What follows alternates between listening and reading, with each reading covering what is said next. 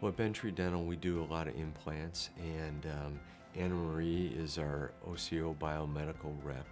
This implant system has really become my favorite. I do some others, but boy, OCO really can handle a lot of situations.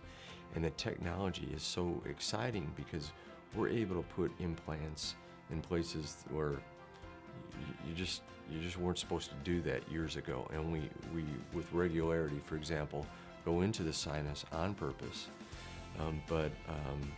This system is so great. One of the keys is it's very heavily threaded.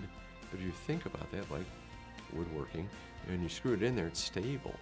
And it's just able to help people that previously maybe had been told, you're just not a good candidate, I'm sorry, we can't help you. And now we can.